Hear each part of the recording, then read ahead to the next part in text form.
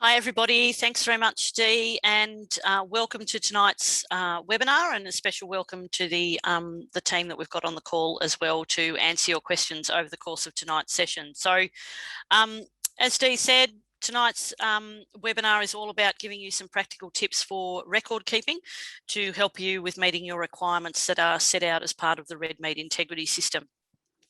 So the agenda for this evening will touch on the role of the Integrity Systems Company, the importance of the Red Meat Integrity System. We'll also go through a little bit about the two key programs that make up the Integrity System, and then we'll look at LPA accreditation and auditing and get stuck into some record keeping tips for you. So just to start off with, what and where does Integrity Systems Company fit into the red meat structure in Australia? So ISC, or Integrity Systems Company, it's a subsidiary of Meat and Livestock Australia, which is a service provider to industry. Now, MLA and ISC both provide those industry services along with a couple of other organisations. Now, the organisations in the top row are focused on policy and strategy. So they advocate on behalf of producers to decision makers, and they're often referred to as peak industry councils. Now, all those organisations on the slide there, they all have separate roles, but they absolutely work together to support the industry and have a profitable and prosperous future. A little bit about Meat and Livestock Australia. So MLA, what we do is we invest in research, development and adoption and marketing activities on behalf of Australia's red meat industry.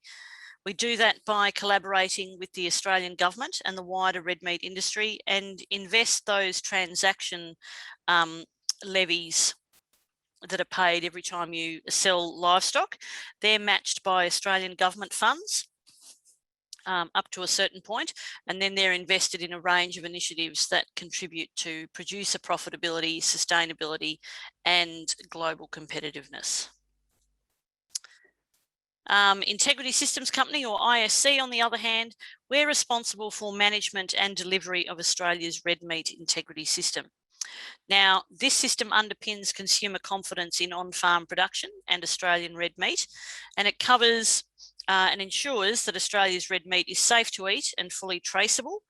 It also provides on-farm assurance, animal identification and lifetime traceability, and it certainly underpins the livestock selling system here in Australia, giving confidence to buyers, retailers and consumers. So just to put all of that into context as to why it's really important, the red meat in Australia is now a $28 billion industry. It employs 400,000 people across 80,000 businesses and delivers product to 100 global markets around the world. So the red meat integrity system is really important to underpin the value of our livestock industry. The system underpins consumer confidence in on-farm production of Australian red meat, covering a couple of key things. The first of those is on-farm assurance, and that's through the Livestock Production Assurance Program.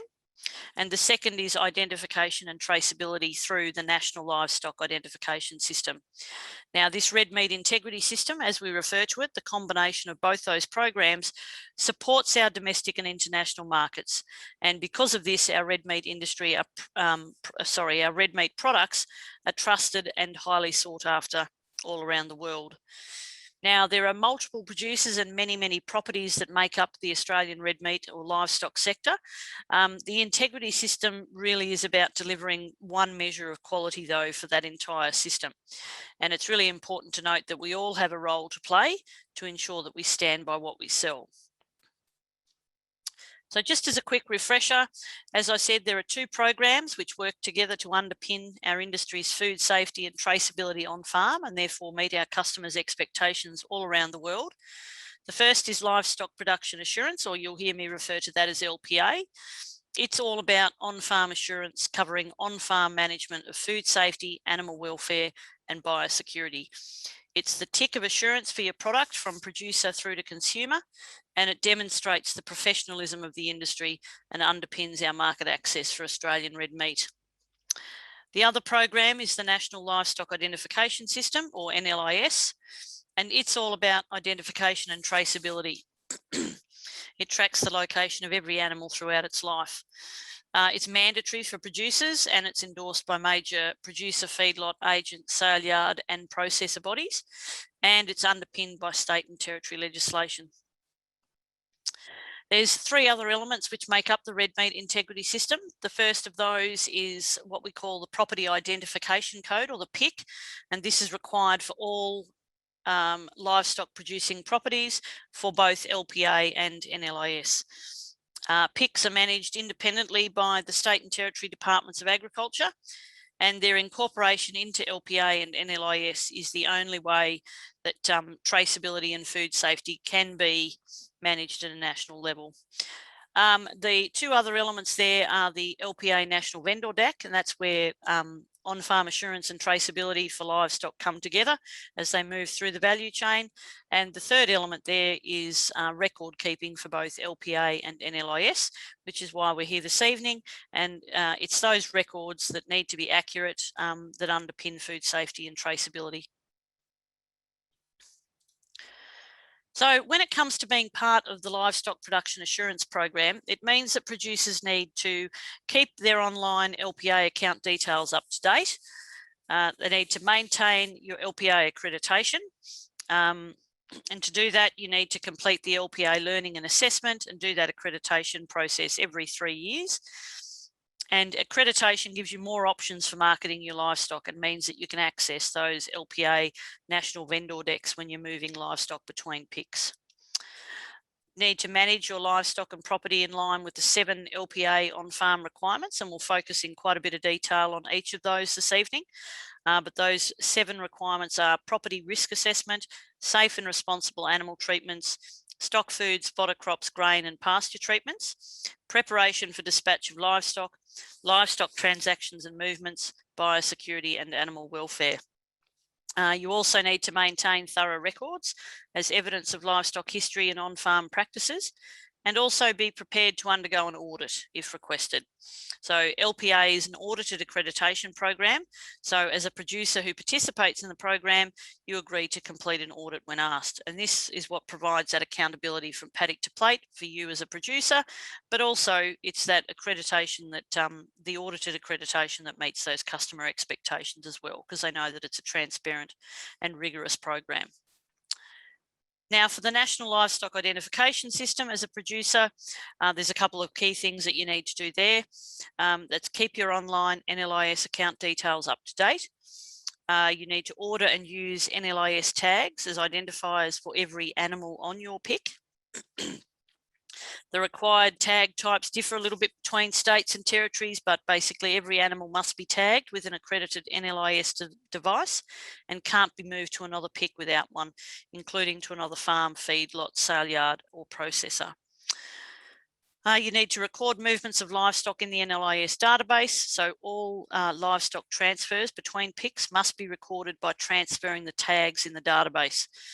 The person receiving the livestock is responsible for completing the transfer, and the timeframes for property to property transfers varies and when you need to have that transfer completed in the database. So it's really important that you check what's required for your particular state. So obviously in Victoria.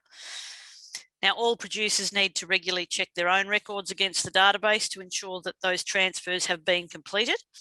And this is particularly important if you are relying on someone else to make the transfer for you, such as a livestock agent or a sale yard, for example. You need to check that it's actually happened. And it's also recommended you do a PIC reconciliation every year just to make sure that the database is an accurate record of the devices and the livestock on your property.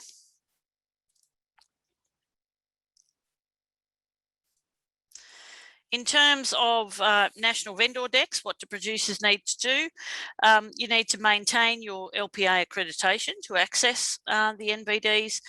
Just a note there that NVDs are a legal document. So when you tick boxes on an NVD or you sign the declaration part on the NVD, you need to make sure that they're backed up by accurate farm records. You need to ensure that your NVD is clear, complete and correct. And you should also file and store your completed NVDs, both ones that you've completed and received, and check that they have a corresponding NLIS transfer to or from your PIC on the database. And just remember that NLS transfers and the related NVDs are reviewed. Oh, nice typo there, sorry about that. Are reviewed during LPA audits. So we've just given a really quick refresher about the different programs that make up the red meat integrity system. Now we're going to get stuck into some more detail around LPA and each of the requirements that go and the record keeping associated with each of those, because good records and systems are the foundation of the integrity system. We'll take a deep dive now into record keeping and give you some, I guess, some tips and some practical ideas to help you with your record keeping aligned with the requirements of LPA. And basically, the key message here is that there is no perfect formula when it comes to record keeping. In terms of how, and we would have just seen there through that little poll, some producers find that keeping clear notes in a diary or a record book works well for them. Others keep their records within their farm management software program or computer spreadsheets and Word documents and the like. But regardless of the method, it's important that all the relevant management activities are accurately and clearly recorded and that you can find them and that they capture the required information. Because should you be required to participate in an LPA audit, your LPA records will be reviewed by an auditor. So it's important to make sure that they're accurate and up to date. It's also really important that you get your records in order well before an audit. An audit is not the time to do this, or nor should it only be the only motivation for doing it. Providing lifetime traceability through good record keeping can actually also be a marketing advantage when it comes to selling your livestock as well. So to make it easier for you, ISC has created some record keeping templates which are aligned to the 7 LPA requirements, and they outline all the information that you need to be recording. Now, these are available on the ISC website. We've got an integrity insight for you there up on the screen, and you'll see a couple of those throughout tonight's webinar. Keep an eye out for those, but we'll also provide you with a lot of these information points in the post-webinar email as well. But these record keeping templates, you can get them, download them from the website. You can order them in hard copy through the LPA website, or you can simply call ISC customer service and we'll share the number with you following the session as well. And as I said, you're not obligated to use these templates. If you're already capturing the required information in another format or program, that's fine. But if you don't currently have a recording system, they're a really good place to start.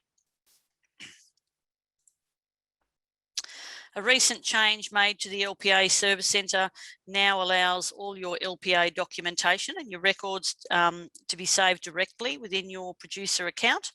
And our integrity insight for this new feature is the option to also be able to complete your property risk assessment and your farm biosecurity plan entirely digitally rather than on a printed template.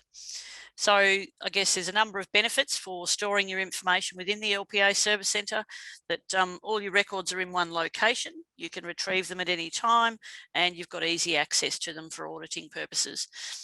We've got a fact sheet on how to create or upload documents in your LPA account, and that's available on the ISC website, and you can check the post-webinar email for the link as well. So what about the different types of records that you might be required to keep as part of LPA or as part of your farm business more broadly? There's two different types of records. There's property management records, which are often completed and reviewed once a year.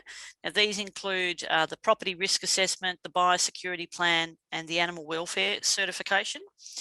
And then there's also what we refer to as operational records. Now, these are records which are filled out daily or weekly and include and based on activities as they're completed. And these might include things like visitor registers for biosecurity, feed and livestock treatment records, commodity vendor decks, NVDs, and livestock movements and the like. Now, as mentioned previously, it's important to note that when there are opportunities to utilise your current record keeping systems for purposes of LPA, then that's totally acceptable as long as all the required information is captured. So don't feel that you need to create duplicate records using the LPA templates if you already have a current system that can be utilised. And conversely, if you do adopt an LPA template, there may be an opportunity to add to that template in order to capture other farm information that's of use to your particular business. Things like costs for budgeting and all that sort of thing is some other information that you can do. Now, the other thing with records is that records required for LPA might also be useful for other programs or for other state-based requirements, or if, for example, if you've got your chemical user accreditation and you're required to keep records there, if there's a state-based requirement for a biosecurity plan, or even if you're within a supply chain and you're required to keep certain records, the LPA records will help you as part of that program. So you don't need to think of the LPA record keeping purely in isolation. So we'll now run through the 7 LPA requirements and focus on basically the structure of this will be how do you go about meeting the requirement for the particular risk area, and then some ideas for practical record keeping for that particular area. So for property risk assessments, you need to identify any possible risk on your property where livestock can come into contact with physical and or chemical contaminants, and develop strategies for how this risk will be controlled. Now, to meet this requirement, you need to do a couple of things. You need to complete a risk assessment and a map. You need to update the risk assessment when changes occur on farm. You need to document and file the risk assessment and map for auditing purposes. And just to note that this can actually be completed digitally in your LPA account from scratch. So here on the screen, we have an example risk assessment map from our record keeping templates. Now, a risk assessment must be carried out, as I said, when changes to the enterprise's current activities occur, such as a change in land use on the property.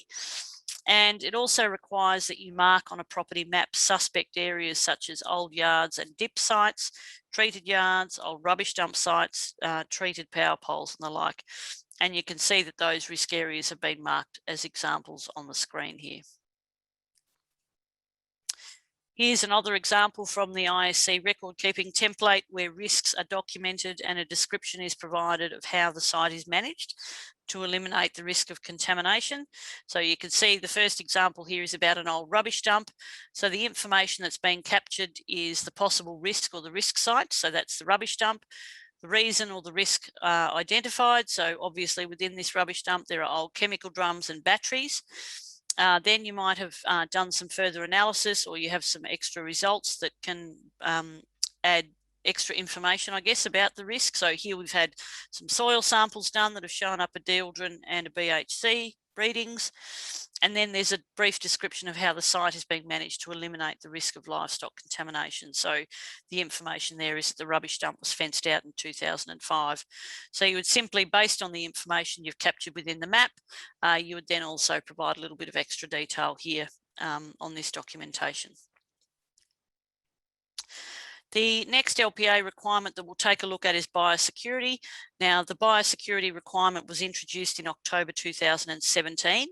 And for this requirement, you must implement on-farm biosecurity systems to minimise the risk of infectious disease being introduced to livestock production properties and the subsequent spread of any such diseases. Now, to meet this requirement, you need to keep a formal documented farm biosecurity plan. Now, this can be completed digitally in your LPA account. You need to source a livestock health declaration or equivalent for introduced livestock. You need to have systems to notify unusual disease, illness or mortalities, and also to keep records of movements of people, vehicles and equipment entering your property where reasonable and practical. Now, a couple of things to note with biosecurity is that some producers may have completed a JBAS or a Yoni's farm biosecurity plan. This will meet the LPA requirements. Similarly, if you have used another program or template to create a biosecurity plan, and there are plenty of templates for biosecurity available, just check that it covers all the required information from the LPA template to ensure you are compliant with the biosecurity requirements of LPA, but then it should be fine. And with these record keeping templates within the ISC website, you'll also find a series of checklists that will outline exactly what the requirements for each of these different 7 elements of LPA are. Now, here on the screen is an example from the ISC record keeping templates. the formal documented farm biosecurity plan needs to address the following. It needs to manage and record the introduction and movement of livestock in a way that minimises the risk of introducing and or spreading infectious diseases. Where reasonable and practical, it needs to control people, outline, how you're going to control people, equipment and vehicles entering the property, thus minimising the potential for property contamination, and if possible, keep a record of such movements. And it also needs to outline how you intend to prevent and control animal diseases on farm by regularly monitoring and managing livestock. Now, the key with biosecurity is to focus on what is relevant to your farm and your production system and any specific requirements that relate to your state or territory. It doesn't mean that you need to tick every box or answer every single question, because some things may not be applicable to your situation. The important thing to consider is what risks apply to your farm and to your business and how you're going to manage those risks. So biosecurity is definitely not a one size fits all. It's very much about the risk on your property. And a really practical example, so here on the property where I'm from, we're superfine merino producers. We're also quite close to Canberra, so we in almost a peri-urban area where we have 7 neighbours and we have a river going through our property. So for me, our risks are really around incursion of lice, for example, and also weeds travelling down through the river. So fencing for us is really important, and regularly checking boundary fences, because our neighbours have crossbred and sheep where wool is not of such importance. So for us, lice is a real issue. So that's our main biosecurity risk. That obviously is not going to apply to everybody, depending on your farming system and what your risks are as well. So very much not a one size fits all for biosecurity. On the screen here is just an example of the record keeping template for a property visitor register that can be used if needed. So you're capturing the key information there is around the date, the name, where the people came from or the business they belong to, their signature, telephone, reason for the visit, where they visited on farm. They obviously didn't, may not go everywhere on the farm, time in, the time out. And hopefully you can see with some of this information that you're capturing, it's also would be useful in other instances within your business, for example. So if you needed to go back and track when somebody was on the farm for another particular reason, if you've kept a register of everyone that's been on farm, that'll certainly help you later on. The next requirement for LPA that we'll take a look at is animal welfare. Animal welfare is a really important requirement for the Livestock Production Assurance Program, and this requirement, along with biosecurity, was introduced in October 2017. Now, to meet this requirement, you need to have a copy of the standards and guidelines for animal welfare accessible as a reference. The person responsible for the property that has the LPA accreditation needs to have received training in those standards and guidelines through the LPA learning program, and any staff involved in livestock husbandry need to be familiar with the contents of the animal welfare standards and guidelines and have been trained in a manner that's consistent with those guidelines. Now, the integrity insight here is to simply download the standards and guidelines and save it as a favourite on your computer or your laptop, so all your team members can access it. And it's available, the URL there on the screen, but again, we'll share that link with you as part of the post-webinar email. Here on the screen, we have an example of this is a certificate of completion that you'll receive when you do the animal welfare learning module and assessment as part of your LPA accreditation. You need to have that. That is the record. You need to have that record available for an audit purpose. So the next requirement that we'll take a look at is safe and responsible animal treatments. For this requirement, you must undertake steps to ensure that animal treatments are administered in a safe and responsible manner that minimises the risk of chemical residues and physical hazards. To meet this requirement, you need to document and file all animal treatment details. You need to complete a chemical user course. Note when equipment used for livestock is cleaned. You need to record authorisation and directions for off-label use of chemicals. You also need to make a note of any animals that were exposed to physical contaminants like broken needles. And you also need to mark animals treated with HGPs with a triangular ear mark. Now, the integrity insight for this particular requirement is to make sure that you keep records for a minimum of 3 years in accordance with your state legislation, or for the time that the livestock are on the pick, whichever is longer. Because of course, if those animals remain on the pick and then you do sell or transfer them, it's important that you have accurate records for that particular animal so that you can complete your national vendor deck when required. Now here on the screen, we've got an example of a livestock treatment record. An insight or a tip here is to ask your supplier to add the vet product batch number or expiry date and the withholding or withholding period or the export slaughter interval period to the invoice for your treatment record. So you've got somewhere to go and retrieve that information really quickly, rather than going down to the shearing shed or the cattle yards and trying to find an old chemical drum where the label's faded or the label's come away. Now, if you don't know what the withholding period or the export slaughter interval is, you can visit the APVMA website. We'll certainly share that with you as a link as part of the post-webinar email as well. And just remember that withholding periods and export slaughter intervals are quite often not the same. So the type of information that you'd be capturing there, and you could see that this is just from our hard copy templates, for example, or one that you could fill in by hand, but you could easily turn this into an Excel spreadsheet, for example, or a table within a Word doc. You're capturing information such as the treatment date, the description, location, and number of livestock treated, the product name, the batch number, the dose rate or the rate applied, the withholding period and export slaughter interval, the date safe for slaughter, and who they were treated by. Now, really useful to capture things like the date safe for slaughter, so that as you're processing animals through the yard, for example, wanting to sell them, then you've got to go back and double check when you treated them and quickly work out based on the withholding period what the date is. Imagine how easy it would be if you actually just had that written down. So not only have you got a 14-day withholding period, but you also know that the date they're ready to go for slaughter. And I'd also just encourage everybody, another little tip here is to use your phone. So you can take photos of the products that you're treating. You can take photos of the mobs of the herds of animals that you're treating as well, with the batch number and the chemical as part of the photo, so you've automatically got that. Photos are always date stamped as well, which is really useful if you can't remember a treatment date. If you've left your paddock book back at the house, for example.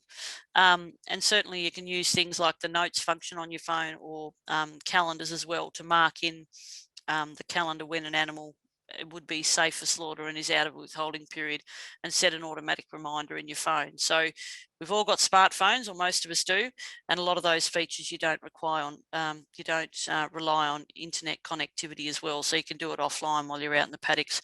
Just a really handy tip. On the screen here now is an example of the chemical inventory record. So this is the information that you might be asked to keep as well for your farm chemical user accreditation. Same information, the date received, the product name, the expiry date, manufacturer, the batch number, and who added the information or who added the chemical to the shed. The insight here again is to ask your supplier to add the product batch number and expiry date to the invoice, so that when you're updating your records, when you're back in the office, you can simply access that from the invoice, rather than dragging the drum in the house or going down the back shed with a napkin and having to write it on it and then transfer when you get back to the house. Or alternatively, just quickly grab a photo and you've got that with you when you're updating your records. The next requirement that we'll take a look at is stock foods, fodder crops, grain and pasture treatments. Now for this requirement, you must guarantee that animals are not exposed to foods containing chemical contamination or have been fed animal products. Now, to help you meet this requirement, you need to keep records of all agricultural chemical treatments around the farm, document any introduced stock feed, have management systems in place to identify any livestock that may have become contaminated, map or list any treated or contaminated sites, and you should source and file commodity vendor decks as much as possible that accompany any introduced stock feed. Now, Now, here on the screen, again, just an example of a crop pasture and paddock treatment record. So similar, absolutely similar things that you'd have to be keeping as part of your farm chemical accreditation. Things like the date of application, the paddock identification and location on the property, the crop that was treated, the area treated, who it was treated by, the application rate, wind direction and speed, which is really useful if you have to manage things like spray drift, or certainly have to defend claims of spray drift later on. The tank mix that was used, so the product, the rate, the batch number, all that information, and then the date of then that information, sorry, is just repeated there on the screen as well.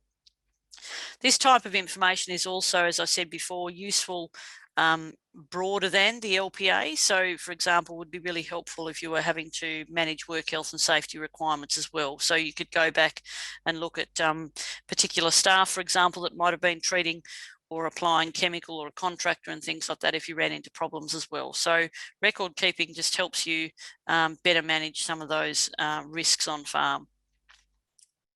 Here on the screen, we have an example of a grain and fodder treatment record.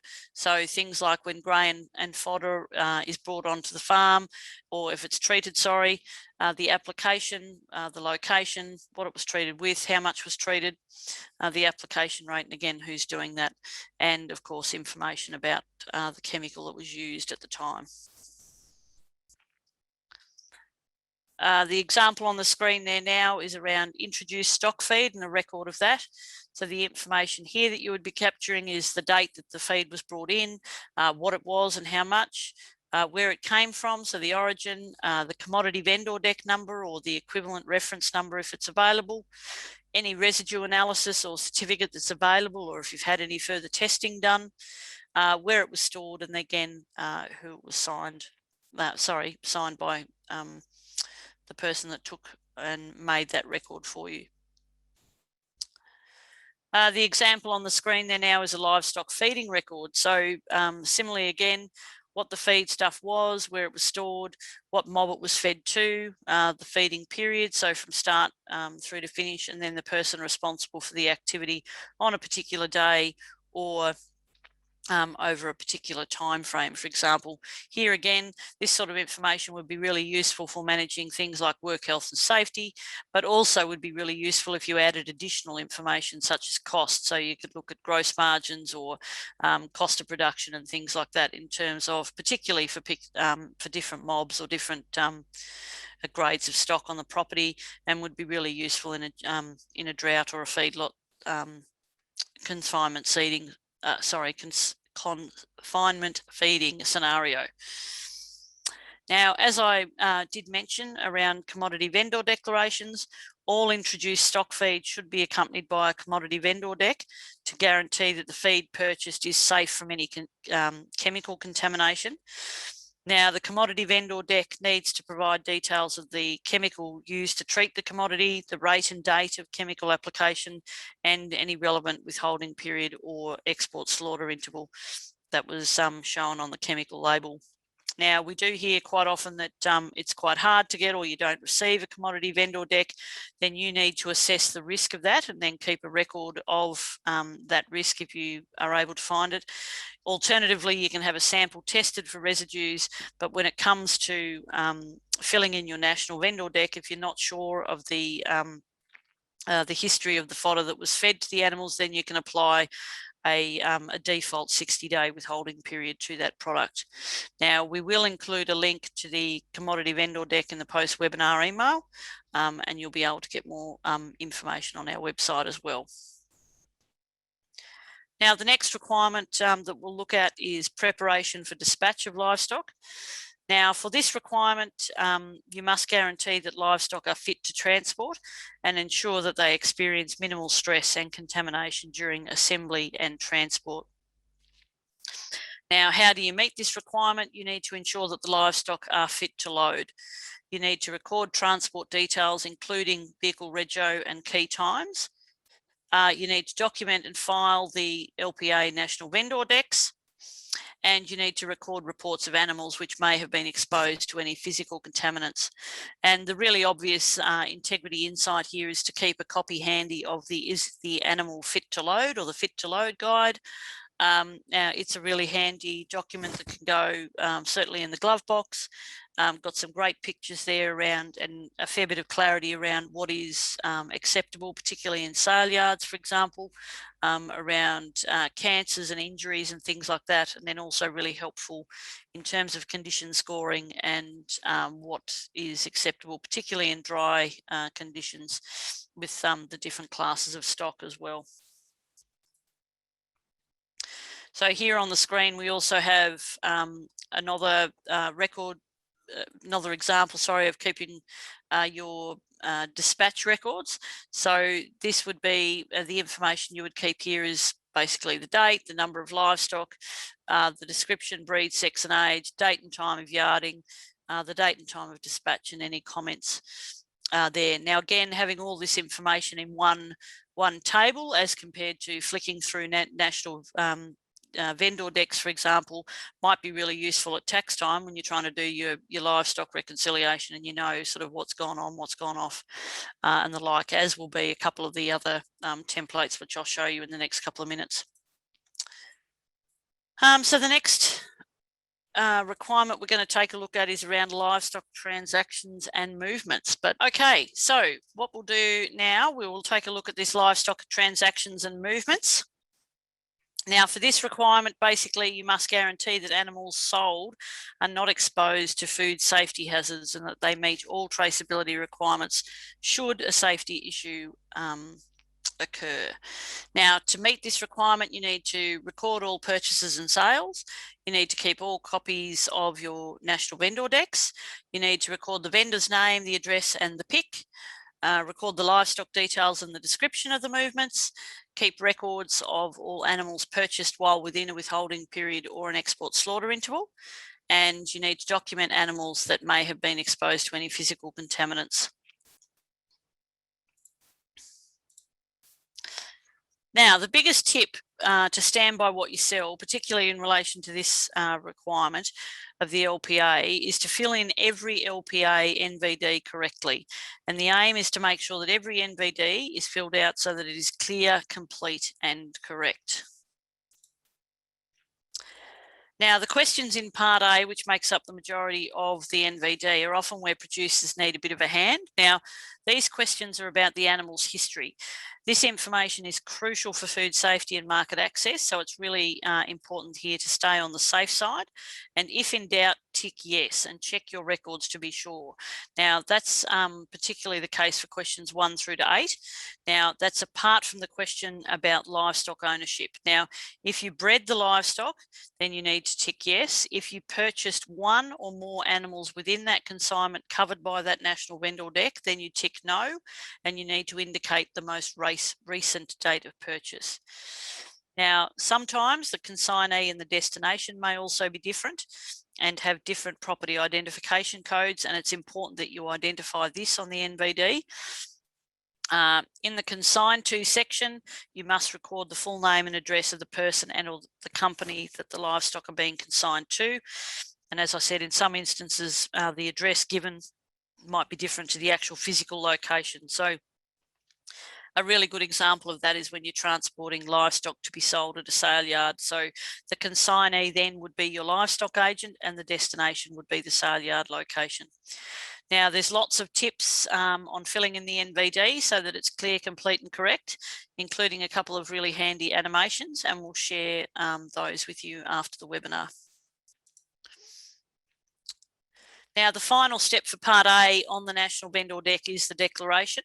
Now, when you tick a box on your NVD or you sign the declaration, you're actually guaranteeing that your on-farm practices meet those LPA requirements that we've just been through, and ultimately customer expectations. So your tick and your signature must be backed up by accurate farm records. Now, for those of you that are LPA accredited, you also have access to the faster, easier ENVD system. Now, it's more accurate than paper forms and ensures that the latest version of the NVD are always being used. It reduces time and duplication spent completing livestock assurance and health declarations. It reduces the cost of storing and retrieving historical consignments for auditing, reporting and admin purposes. And you don't need to wait for new NVD books to arrive. And stakeholders in the supply chain can log in and view consignments, including those that are receiving livestock. Now, the eNVD is not just the NVD, it's actually a system for completing all your consignment paperwork digitally, including livestock assurance and health declarations. And you can access the eNVD system by logging in to the LPA Service Centre using your login details, and you can start creating consignments from there. Now, the other important thing to meet this LPA requirement, which is around livestock transactions and movements, is that you must record all livestock movements onto your PIC on the NLAS database to remain LPA accredited. Now, if a producer is selected to participate in an audit, the auditor will review whether all the transfers for livestock moved onto their PIC have been recorded accurately on the database.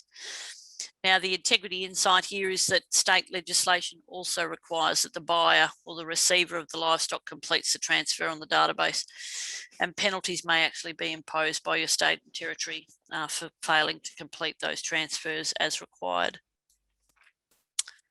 Now, just a couple of examples here on the screen now. So the first one is around livestock purchases and movements. Now, if all the information here that you'd be capturing would be things like the date, the NVD serial number, the number of stock and the destination paddock where the animals went, so really helpful for biosecurity, the breed and sex, the vendor name, address and the PIC and the notes. So again, rather than shuffling through all your NVDs or having to find them when it came to an audit or tax time, for example, or other business purposes, you've got all that information summarised here in one place. Now, if all the information listed in the livestock movement templates is being captured through your purchase and sale NVDs and your own paddock records, then you don't have to fill in these templates. However, you must have a system in place that allows for you to identify which stock have been exposed to chemical residues or physical contaminants, and this type of record might help you with that. So a system of recording details of all stock that leave a property to enable stock to be traced in a food safety issue is also important, or even an endemic disease if it comes on farm. So if audited, you'll need to be able to demonstrate how your records are achieving this. If you don't have any internal management records such as paddock books that records your on-farm movements, then these templates should be completed for you. And as I said before, you can certainly turn this into an Excel spreadsheet or a table in Word, for example. So the example on the screen there now is for livestock sales and movements. So this is for animals going off the property. The one previously was for animals coming on. And of course, you could have the one spreadsheet and just make it clear whether it was on and off, depending on what's your preference is basically. But again, same information, the date, the serial number of the NVD, the number of head and the paddock of origin where they came from, breed, sex, and where they were going through destination. So we do get a lot of questions about what's involved in an audit, and happy to share some information about that with you. Basically, the key message there is don't panic. Audits are about identifying areas for practical on-farm improvement. And as I said right at the start, it is a condition of accreditation that you do agree to participate in an audit. Your LPA records will be reviewed by an auditor, so it's important to make sure that they are accurate and up to date, and that auditors will certainly give you some practical tips throughout an audit as well. There are about 3,000 audits conducted each year, and all LPA accredited producers may be audited. So what actually happens, or what if issues are identified during the audit process? Well, there's a couple of things. If the issue is minor, then an auditor may record an observation, which means that you simply just need to consider taking action to improve the relevant practice to make sure you're meeting the requirements outlined for that particular element of the LPA. Example here would be not obtaining a commodity vendor deck for purchased fodder or not completing an NVD correctly. If the issue is something that's more significant, then an auditor may raise what's known as a corrective action request, which means that the producer actually needs to take action to ensure compliance with that requirement. And you need to submit evidence in order to close out that corrective action. Now, a common CAR at the moment is where there's no biosecurity plan or where there's a discrepancy between the NVD and the NIS transfers. So CARs or corrective actions can be managed by uploading the required evidence to your LPA account. And the integrity insight on the slide there refers to a how-to fact sheet, which helps you through the process to manage your corrective actions and your audit process through the LPA Service Centre. So just to finish up this evening, just wanted to outline where you can go for more information. The Integrity Systems Company website, we have lots of information there around each of the 7 elements or the program requirements for the Livestock Production Assurance Program. We've got templates and checklists and certainly more information against each of those requirements as well. You can also get information on the LPA website, including being able to upload your records online now, including actually completing them completely digitally, the risk assessment and the biosecurity plan as well. We've also got a regular email, which hopefully most of you on the call received, was sent out this evening. So Integrity Matters goes out once a month to all LPA accredited producers and many others within the supply chain. Lots of handy tips there. If you don't receive it, then please, you can either shoot us an email or you can subscribe on the website. We're on all the usual social and digital channels, and we've got some great resources on our YouTube channel as well. Don't panic, you don't need to capture all this now. We'll certainly share all the links to these as part of the post-webinar email. Now, I do just need to point out, particularly with the National Vendor Deck, that it is a declaration, that we can't do it for you. Your livestock agent can't do it for you, but absolutely we're here to help and provide you with as much information as possible to make meeting your requirements in the integrity system as simple as possible for you and seamless as possible. Recognising, of course, that the integrity system is really important, and that everybody has a role to play to stand by what we sell and protect this this really amazing industry that we're all part of. But that's it from me, Dee. It's a long one. We've covered a lot of territory tonight, folks, but we will give you lots of information following tonight's session. But happy to take a couple of questions, Dee. Awesome, great. Thank you, Kathleen. Lots of good information in that one, and as Kathleen mentioned, all of this content will be coming to you in the post-webinar email. Now, just a couple of things. We would really love your feedback on this type of format for getting information. So we've just put a little link there in the chat. If you could give us just a couple of minutes to share your feedback, we'd really love to know whether this type of format works for you. Any other topics that you might want to hear from the team on as well. Now, we've got about 5 minutes for a few questions, and I can see that the team is typing away. If you've got more questions, pop them in the Q&A and we'll try and get them answered before the end of the session. If not, we will forward the answers to you in the post-webinar email. I think what we might do is we might come to Ben Fay first. So Ben's with Agriculture Victoria, Manager of Livestock Traceability. And I can see that he's typing an answer, but we might just tap him on the shoulder for a minute to answer some questions verbally. So Ben, if you're there, we just perhaps want to get some clarification on how long do we need to keep these records for in Victoria?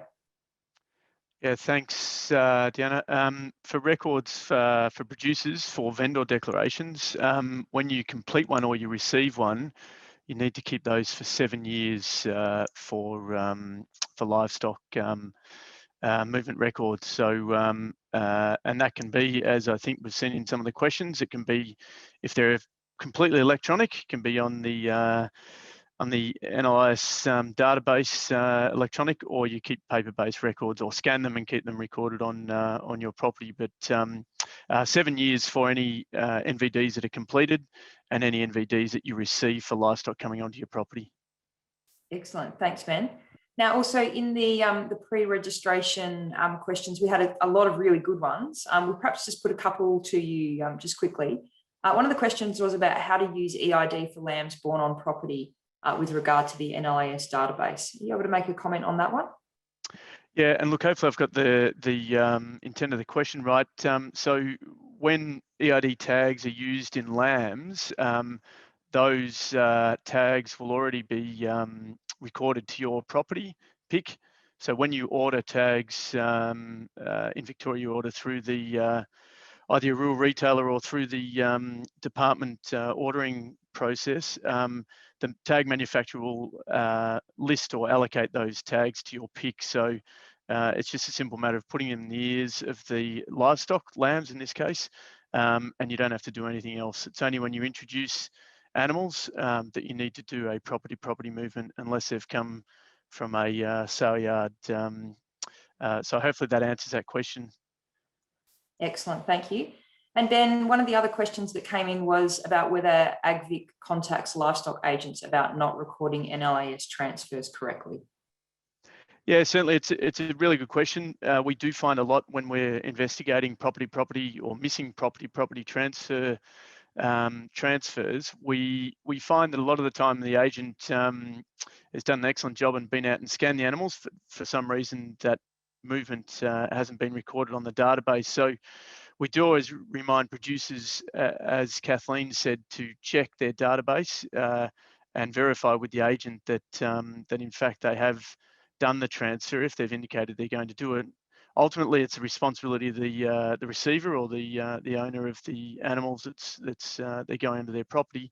But we do regularly chat to the agents and also ELPA as their peak industry body, just reminding them that if they are going to do it, or they indicate they're going to do it, that if they could try and ensure that it's completed.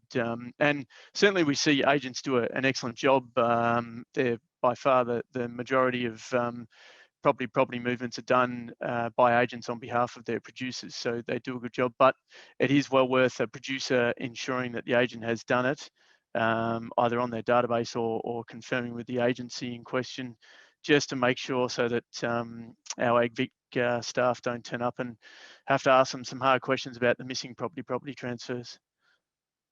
Great, thank you, Ben. We will let you hop back into that Q&A. The questions are still coming in.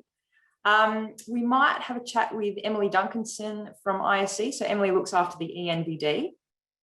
So Emily, probably just a bit of a general question. We might have some people on the line tonight who are actually using the ENVD. Are you able to give us a bit of an insight into what are some of the things that you're working on in the ENVD space? Yeah, sure. Thanks, Dee. Hello, everyone this evening. I hope you can see me. I've just turned my camera on. So in the ENVD space, we are, we've just finished a bunch of research, which we approached using human-centered design, which means that we go out, we interview a bunch of people throughout the supply chain and find out what it is that you guys really need at a grassroots level. And that can inform practical developments of the ENVD system. Using that research piece to inform our roadmap, we are just about to start developing a mobile application, so a native mobile application that deals with connectivity. So it will allow people to do ENVDs or digital consignments with low or no connectivity.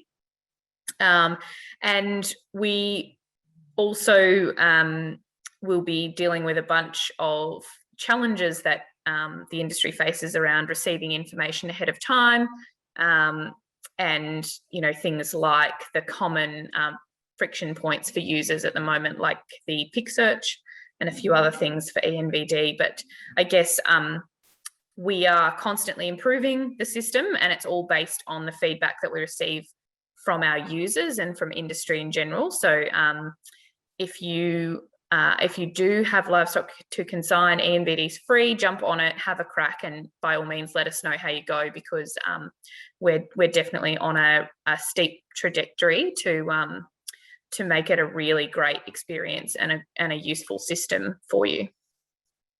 Excellent, thanks, Em. Lots of good things to look forward to in the ENVD space going forward.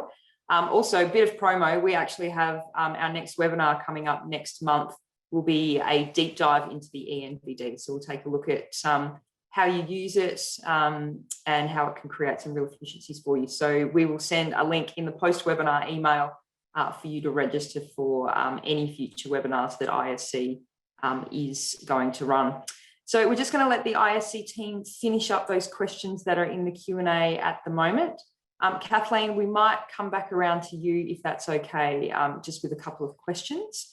Now, we might have some small producers in the audience tonight who maybe not LPA accredited and might be considering whether they should do it or not. Are you able to make a comment on what being LPA accredited actually means for your selling options?